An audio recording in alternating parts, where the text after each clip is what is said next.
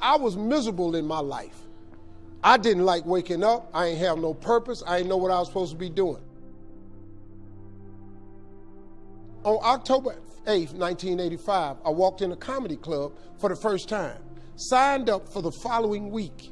The following week, a girl took me down there. She said, "You got to go to comedy club. You the funniest person I've ever met." I never even heard of comedy clubs. I'm 27. I walked in the comedy club. I signed up for the following week. I'm gonna sit here and learn. I knew I was funny. I just didn't know what to do with it. They had 10 acts go up. 9 of them went up. I didn't laugh at one joke. I was just sitting there just, man, I wish that was me. Man, they should have said this. Every joke they told, I knew the punchline before they said it, and I wrote a better punchline in my mind, what they should have said.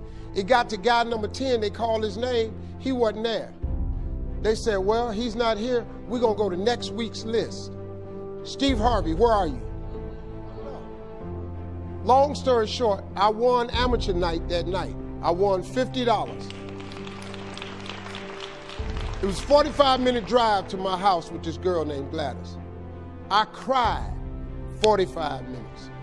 She said, "What you crying for? It ain't but $50. I said, no, you don't even understand. I was born tonight. I now know what I'm supposed to do. I went to work the next day, October 9th, and quit my job. With $50, I had nothing. I just never gave up. I'm gonna tell you something. That decision cost me everything I had. I lost everything. I lost my family. I lost friends.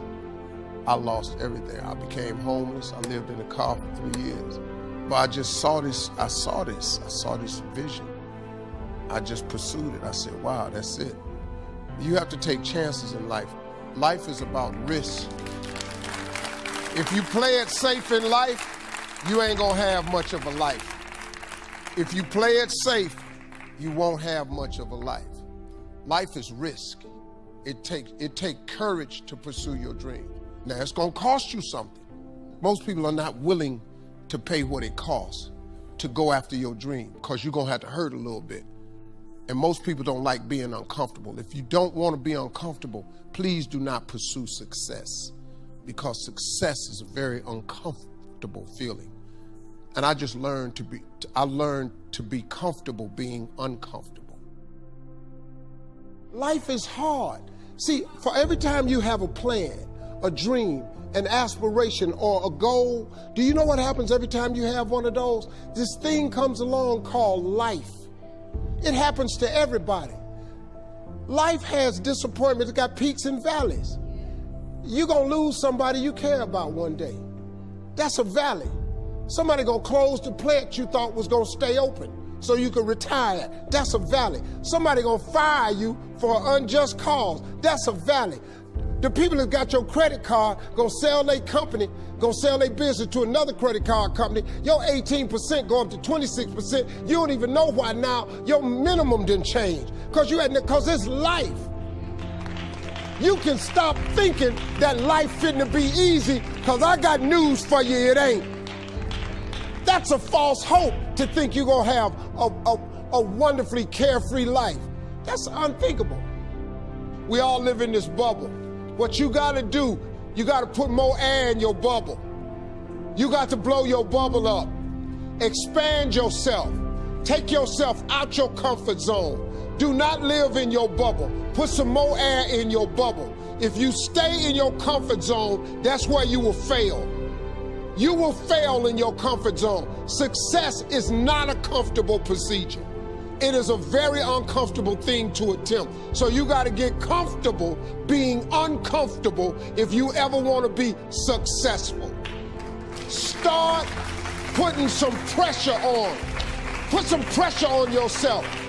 Get out here and get about it. Look, I'd love to sugarcoat this thing for you. I'd love to tell you, look, you can go out here and get rich, do a couple of things. That ain't happening. You got to get real doggish. You got to get downright funky if you want to make it. Now, like I was telling you before, if you want to be ordinary, you ain't even got to listen to me. Just go on about your business.